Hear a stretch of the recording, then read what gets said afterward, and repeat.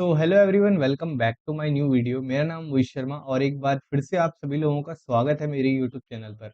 आज की वीडियो में यार बेसिकली हम टाइपस्क्रिप्ट के अंदर यूनियन एंड इंटरसेक्शन के बारे में पढ़ने वाले हैं कि आखिर ये यूनियन और इंटरसेक्शन टाइप होते क्या हैं जावा टाइपस्क्रिप्ट के अंदर। तो देखो, सिंपली इसको बताने के लिए मैं एक बात कहना चाहूंगा कि आपको एक वेरिएबल डिक्लेयर करना है। यहाँ पर सिंपली मैं एक वेरिएबल डिक्लेयर कर देता हूँ और मैं उस वेरिएबल का नाम क्या देता हूँ, मैं उस वेरिएबल का नाम देता हूँ स्टूडेंट। मैंने एक स्टूडेंट नाम का वेरिएबल डिक्लेयर कर दिया है, मैं स्टूडेंट वन बोल देता हूँ, है ना। अब ये एक स्टूडेंट वन नाम का एक वेरिएबल डिक्लेयर कर दिया है, तो यूनियन टाइप पता है क्या करता है। यूनियन टाइप हमें ये कहता है कि जब आपको किसी वेरिएबल को मल्टीपल टाइप के डेटा स्टोर कराने के लिए बनाना होता है कि मैं मतलब एक ऐसा वेरिएबल बनाना चाहता हूँ जिसमें नंबर भी स्टोर कर सकूं और साथ ही साथ एक स्ट्रिंग भी स्टोर कर सकूं, तो तब हम क्या इस्तेमाल करते हैं, यूनियन का इस्तेमाल करते हैं। तो देखो कैसे करेंगे। मानो ये एक मेरा वेरिएबल है, इसके अंदर मैं चाहता हूँ कि नंबर भी स्टोर हो जाए और साथ ही साथ यूनियन का सिंबल है ये हमारा। यूनियन का सिंबल लगाऊंगा और इसके अंदर क्या लगा दूंगा, स्ट्रिंग। एक नंबर भी स्टोर हो जाए और एक स्ट्रिंग भी स्टोर हो जाए। तो अगर मैं यहाँ पर स्टूडेंट वन लिखूंगा और मैं यहाँ पर लिख दूं क्या, स्टूडेंट वन का नेम क्या है, मोहित। ठीक है। ठीक है, अगर मैं यहाँ पर इसमें नंबर स्टोर कराने की कोशिश करूं, मैं बोलूं क्या, स्टूडेंट वन इक्वल टू 34 इसका रोल नंबर है। तो देखो दोनों चीजें जो है आराम से इसके अंदर स्टोर हो गई हैं। तो ये होता है हमारा यूनियन, जो कि मल्टीपल टाइप के डेटा को स्टोर करने में मदद करता है हमारा यूनियन। तो हमने यहाँ पर यूनियन को समझा। अब देखो इंटरसेक्शन को समझते हैं कि आखिर इंटरसेक्शन होता क्या है। बेसिकली यहाँ पर समझो कि इंटरसेक्शन का जो साइन होता है ना हमारे पास, इंटरसेक्शन का जो साइन होता है वो कुछ इस तरीके से होता है हमारा।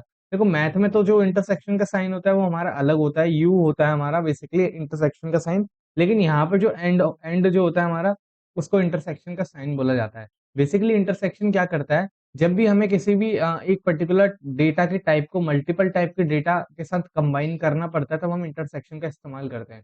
अभी डेफिनेशन से हो सकता है समझ में ना आया हो, लेकिन अब देखो, मैं एक टाइप एलियास यहाँ पर क्रिएट कर रहा हूँ, है ना। और मैं यहाँ पर बोल रहा हूँ एक यूजर नाम का एक बंदा है हमारे पास, जिसमें हम जो है क्या क्या स्टोर कराने की कोशिश कर रहे हैं उसके अंदर। बेसिकली हम एक नेम स्टोर कराने की कोशिश कर रहे हैं। अभी यहाँ पर यूजर जो है मैं ऑलरेडी यूज कर सका हूँ कहीं ना कहीं, तो इसलिए मुझे एक एरर दे रहा है यहाँ पर डुप्लीकेट आइडेंटिफायर का, तो मैं यूजर वन बोल देता हूँ, है ना।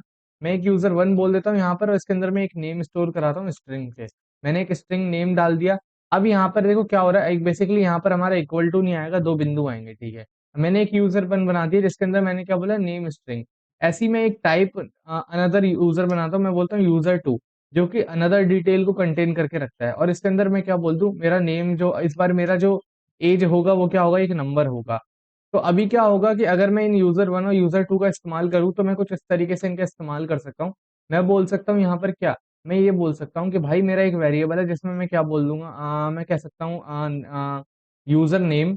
मैं एक ऐसा वेरिएबल बना सकता हूँ जिसका यूजर नेम हो, जिसका टाइप क्या हो, यूजर।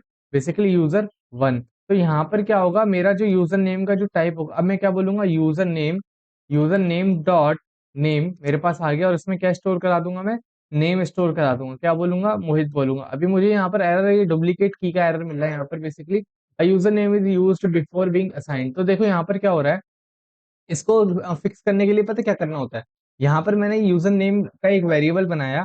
बेसिकली जब भी हम ऑब्जेक्ट बनाते हैं ना, तब हम इंटरसेक्शन का इस्तेमाल करते हैं और टाइप एलिसिस का इस्तेमाल करते हैं।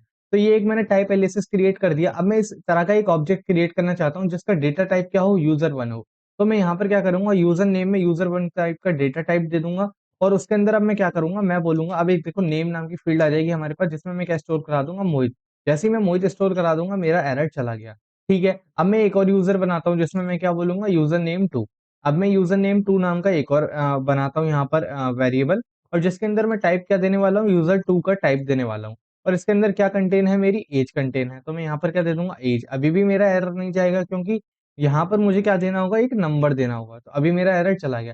मतलब दो डिफरेंट डिफरेंट टाइप्स का मैंने इस्तेमाल करके क्या करा, दो अलग अलग तरीके के वेरिएबल क्रिएट करे। लेकिन मानो मुझे इन दोनों टाइप्स को कंबाइन करना हो और एक सिंगल ऑब्जेक्ट मुझे क्रिएट करना हो, तो कैसे करेंगे। तो उसके लिए ही हम इस्तेमाल करते हैं टाइप, बेसिकली इंटरसेक्शन ऑपरेटर का। तो देखो जब दो यूजर डेटा टाइप्स को, जो कि ऑब्जेक्ट के डेटा टाइप्स हैं, उनको अगर हमें कंबाइन करना होता है, तब हम इस्तेमाल करते हैं एक इंटरसेक्शन एंड ऑपरेटर का। देखो यहाँ पर सिंपली मैं एक नया टाइप बनाऊंगा और इस टाइप में मैं क्या लिखूंगा, मैं टाइप का नाम दे देता हूँ यहाँ पर क्या, मैं इस टाइप का नाम दे देता हूँ न्यू यूजर डेटा। ठीक है, मैंने इस टाइप का नाम दे दिया न्यू यूजर डेटा। अब इस टाइप में मैं क्या करने वाला हूँ, नए टाइप्स को जो मैंने यूजर वन दिया था, user one, basically user one को मैं कंबाइन करना चाहता हूँ। मैं यूजर वन को क्या करना चाहता हूँ, कंबाइन। अभी मैंने यहाँ पर एक गलत तरीके से लिखा है, इसको कुछ लिखने का तरीका ये है, न्यू यूजर डेटा, और इसमें क्या करना चाहता हूँ, यूजर वन को कंबाइन करना चाहता हूँ। तो मैं बोलूंगा यूजर वन एंड, मैं बोलूंगा अब क्या, यूजर टू। अब मैं क्या बोलूंगा, यूजर टू। तो जैसे अब मैं यहाँ पर क्या करूंगा, एक नया यूजर क्रिएट करूंगा। बेसिकली अभी क्या करा मैंने, एक ऐसा टाइप क्रिएट करा जो कंटेन करके रखता है किसकी इन्फॉर्मेशन, यूजर वन के टाइप की इन्फॉर्मेशन और यूजर टू के टाइप की इन्फॉर्मेशन।